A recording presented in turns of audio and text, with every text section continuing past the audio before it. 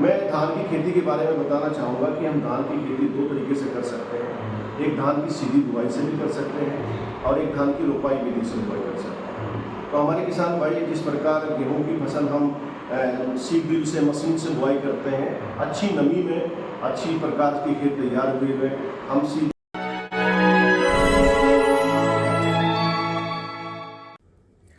नमस्कार किसान मित्रों, कृषि पिटारा में आप सभी का बहुत बहुत स्वागत है।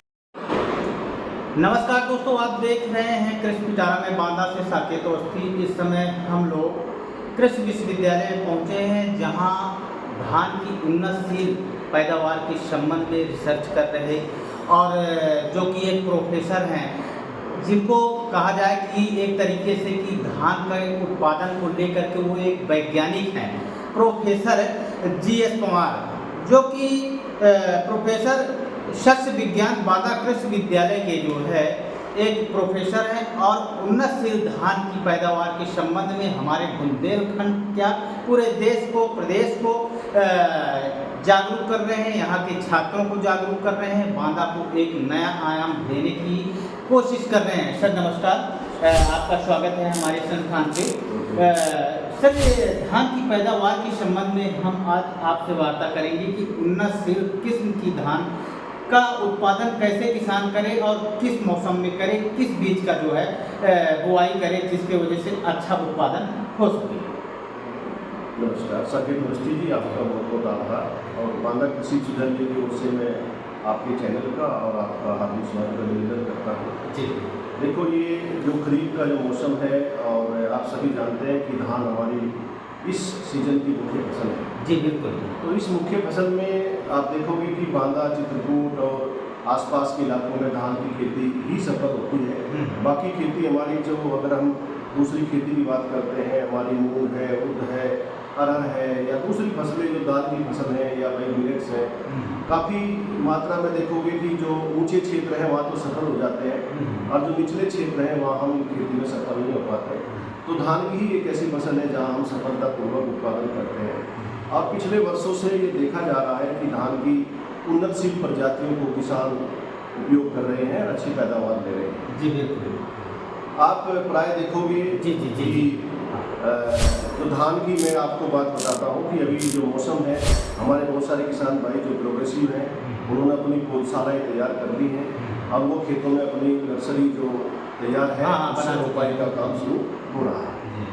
मैं धान की खेती के बारे में बताना चाहूँगा कि हम धान की खेती दो तरीके से कर सकते हैं। एक धान की सीधी बुआई से भी कर सकते हैं और एक धान की रोपाई विधि से बुआई कर सकते हैं। तो हमारे किसान भाई जिस प्रकार गेहूं की फसल हम सीड ड्रिल से मशीन से बुआई करते हैं, अच्छी नमी में अच्छी प्रकार की खेत तैयार हुए हुए हम सीधी मशीन से भी बुआई कर सकते हैं, जिससे हमारा 5-6 दिन में बीज अंकुरित हो जाता है और हमारी फसल की जो स्थापना हो जाती है। तो ऐसी विधि में, इस विधि की अगर आप बात देखोगे, जिसको धान की सीधी बुआई की विधि कहते हैं, तो यहाँ हमको रोपाई करने के लिए आवश्यकता नहीं पड़ती और हमको नर्सरी तैयार करने की आवश्यकता नहीं पड़ती, तो हम इस प्रकार से कर सकते हैं। सर क्या इसके उत्पादन की अगर बात की जाए तो सीधी बुआई जो आपने बताया, सीधी बुआई में क्या उत्पादन में भी फर्क पड़ता है कुछ? मैं आपको बताना चाहता हूँ कि अगर हम बरसात सीजन यानी कि जो मौसम आपकी बरसात का होता है, इससे पहले अगर हम खेतों में धान की सीधी बुआई से फसल स्थापना कर लेते हैं, फसल को उगा लेते हैं और उसके उगने के बाद हमारा मानसून की बारिशें होना शुरू हो जाती है, तो इस स्थिति में हमारे किसान भाइयों को सिंचाई देने की आवश्यकता भी नहीं पड़ती। और सबसे बड़ी बात है कि जो आपने कहा कि पैदावार में कमी या ज़्यादा होगी, मैं कहूँ कि अगर अच्छा प्रबंधन आपका है, आप अच्छा जल प्रबंधन, आपके साथ साथ आपका खरपतवार प्रबंधन और आपका पोषक तत्व प्रबंधन अगर अच्छा है, तो मैं ये मानता हूँ, ऐसा शोध, बहुत सारे शोध के अनुसार भी पाया गया है कि बहुत ज़्यादा कोई अंतर धान की रोपाई के धान में और सीधी बुआई के धान में ज़्यादा पैदावार में कोई अंतर नहीं रहता, अच्छी पैदावार होती है। लेकिन सबसे बड़ा जो लाभ होता है वो हमारी लागत बहुत कम हो जाती है, क्योंकि आप जानते हैं कि रोपाई करना आज के युग में एक बहुत बड़ा काम है। खेती में बहुत सारा पानी भरना, पानी जी बिल्कुल बिल्कुल।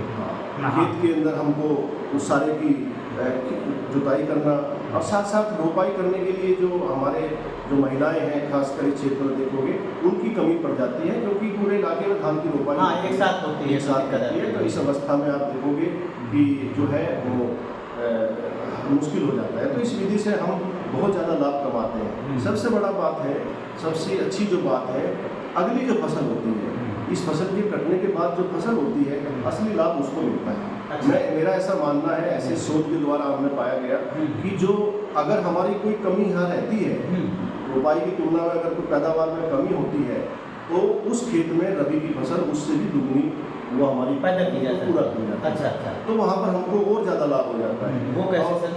इसके लिए मैं आपको बताना चाहता हूँ कि अगर हमने सपोज सीधी बुआई से हमने धान बोया है और उस धान के बाद हमने गेहूं की फसल लेनी है, दूसरा खेत हमारा रोपाई से लिया है, उसमें भी हमको गेहूं की फसल लेनी है, तो इन दोनों विधि में हम जो हमारा सीधी बुआई का धान था, वहाँ आपको खेत तैयार करने की जरूरत नहीं है।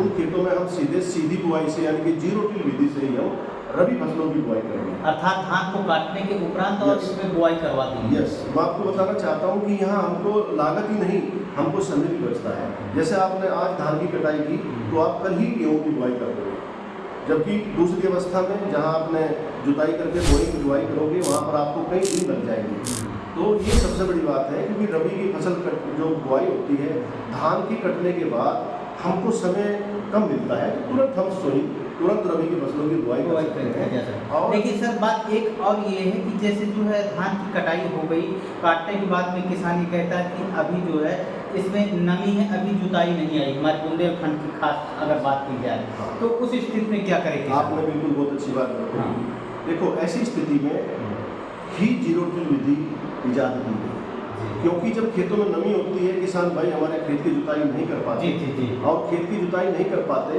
तो उससे क्योंकि खेत की जुताई करने में 10-15 दिन का समय लग जाएगा।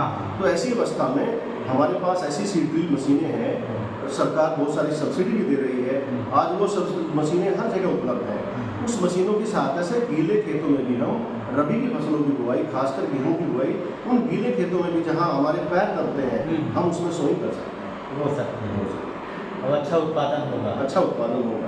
और सबसे बड़ी बात है, जो फसल के अवशेष हैं, हमारे किसान भाइयों को उसको जलाने की भी आवश्यकता नहीं है। और साथ ही साथ जो फसल के जो अवशेष होंगे, वो हमारी धीरे धीरे जमीन पर एक मल्च का काम करेंगे, खरपतवारों को उगने से रोकेंगे, साथ ही साथ मृदा नमी का संरक्षण करके रखेंगे। खासकर कहा जाए तो जो है वो एक खाद का काम करेंगे, एक आच्छादन का काम करेंगे। और वो हमारी कहते हैं कि भाई हम जो जलाने, जो हमारे किसान भाई फसल अवशेष जलाते हैं, उससे भी निजात मिलती है। तो ये हम बहुत सारे इस प्रकार के शोध भी कर रहे हैं, और किसान भाइयों के खेतों पर डेमोन्स्ट्रेशन भी कर रहे हैं। हमारे कई किसान भाई सफल किसान के रूप में बांदा जनपद में काम कर रहे हैं। अच्छा, जो इस टेक्निक का और इस विधि का अनुपालन कर रहे हैं, और अच्छा लगा। बिल्कुल, चलिए बहुत बहुत धन्यवाद सर आपका, जो आपने हमारे संस्थान के लिए समय दिया। ये थे जो है प्रोफेसर, जो कि प्रौद्योगिकी कृषि विश्वविद्यालय बांदा के हैं, प्रोफेसर जो है GS कुमार जी, और ये शोधकर्ता भी हैं और संबंधित धान से संबंधित फसल को उत्पादन करने के लिए वैज्ञानिक भी हैं, जो कि हमारे बुंदेलखंड के किसानों के लिए एक वरदान साबित हो रहे हैं। सर बहुत बहुत धन्यवाद आपको, थैंक यू। तो किसान मित्रों, ये था आज का कृषि पिटारा। हमें उम्मीद है कि ये कार्यक्रम आपको काफ़ी पसंद आया होगा। अगर आप हमारे चैनल पर नए हैं, हमारे चैनल को सब्सक्राइब भी करें। अगर आपको ये वीडियो पसंद आई है तो इसे लाइक और शेयर भी करें। किसान मित्रों, आपका बहुत बहुत धन्यवाद।